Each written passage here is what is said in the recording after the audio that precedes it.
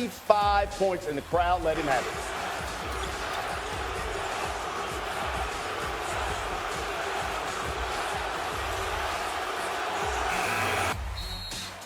You would have thought he was still a Maverick. Emotional night for Luka Doncic. 45 points, 8 rebounds, 6 assists. More importantly, the Lakers win 112-97. Here's Luka after the game.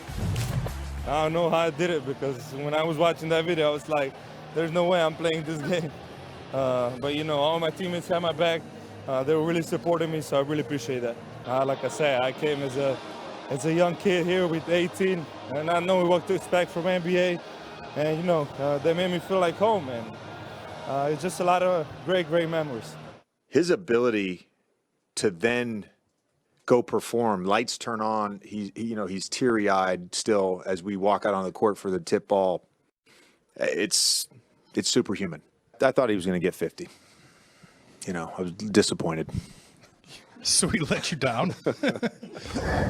Obviously tongue-in-cheek there from Redick. You know, you got to keep in mind, he got ejected just the night before in OKC, and then comes out back in Dallas and puts up a 45-piece. Bobby, give me your reaction to the reception, though, that Luka Doncic got in Dallas.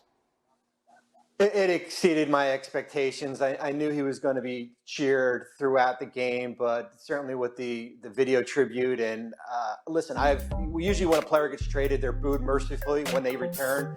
He was cheered throughout the game, and it just showed you they love him.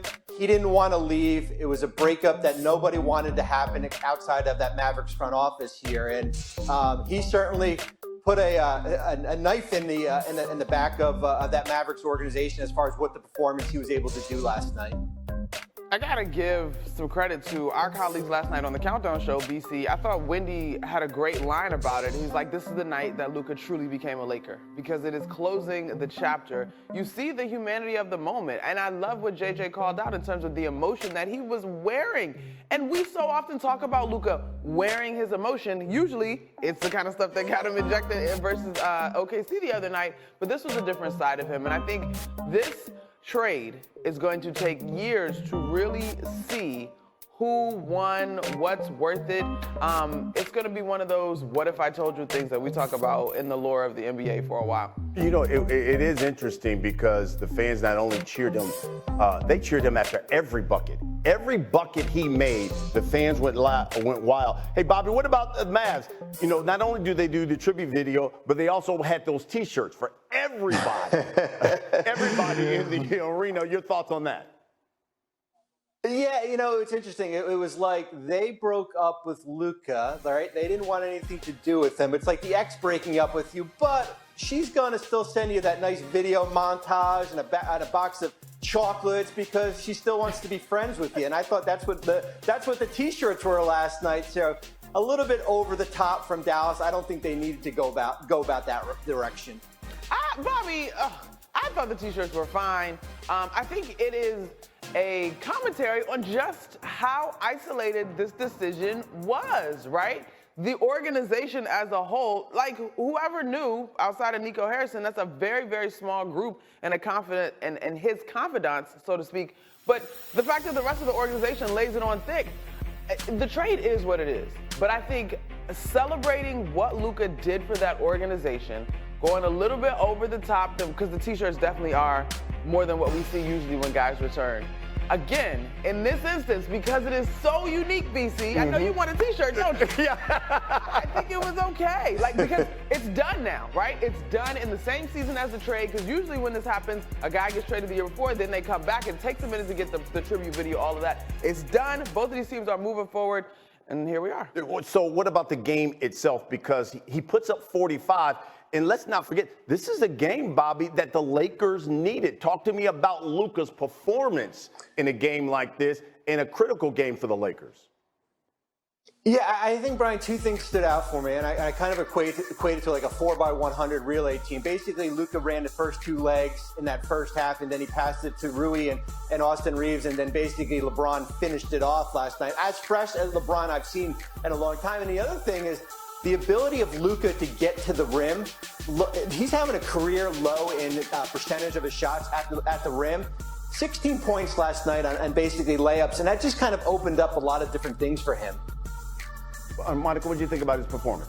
I had so much admiration for his ability to regulate his emotions. I am one who always falls back on the humanity of all of this. This is a monster moment, right? This is obviously ripe with feelings up and down the roster. I thought it was tremendous how the Lakers, his teammates, came and had his back, even the embrace, right? It's a little extra linger in terms of with LeBron as he's getting announced in Dallas.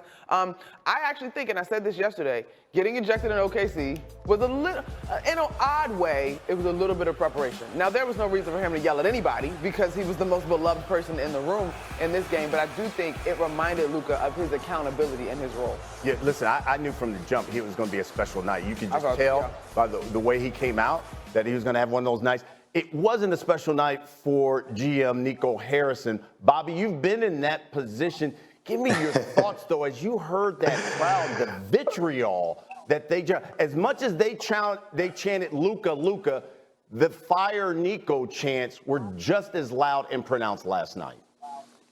Yeah, I was uncomfortable, and I was sitting in my office in Southwest Florida, and I turned to my wife and I asked her, like, what would you do if they were chanting fire Bobby? And she said, I wouldn't have allowed you to make the Luka trade. So that's my reaction to that there. Well, certainly, listen, I give him a ton of credit for being in that, I guess, that little hallway there and being out and in the public. But he's going to live with this, man. This is going to be, it's either going to go one way or another here.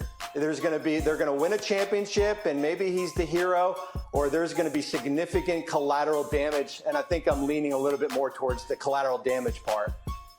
Geez, Bobby. Well, let me ask you this, because GMs aren't always traveling. Like, they travel as they see fit, but they're not always traveling. Do you think part of this is Nico standing up and just taking it all on the chin? Because he doesn't have to be, like, he doesn't have to be there. He doesn't have to be visible. He could stay in the tunnel or, like, in the back. No, I saw him when I was up in New York a few weeks ago when they played the Nets and the Knicks here, and he was with the team and he sat in the crowd, Monica. Like, he was out there, no security, no nothing. He's fully aware of it, and a lot of people are not fully aware of it, of basically how much disdain the fans in Dallas have for him. But he knows it, and he's going to wear it on his sleeve here. You know, the one interesting thing is I got an opportunity to see Nico Harrison at the Final Four. Now, listen, in Dallas, he can't go anywhere. Yeah. He's got security with him when he goes out in Dallas because he can't go out anymore because of this trade. But he did say that he has a plan. It will come to fruition. More to come in the offseason. And Maverick fans like myself are like, okay, well, let's go. Yeah, because right now, the plan not looking good your way. Write that plan down, make it plain. Exactly. You got to see what you're doing, bro. Right, exactly, because I need to see more benefits from a Mavericks perspective. All right, guys, we're going to talk a whole lot more about this a little bit later in the show. But this morning's wake-up call.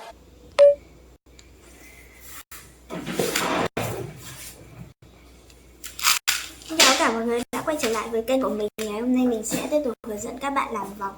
Vòng hôm nay của mình sẽ có tiêu đề là ánh mắt sáng. Mọi người, hôm nay vòng của mình sẽ có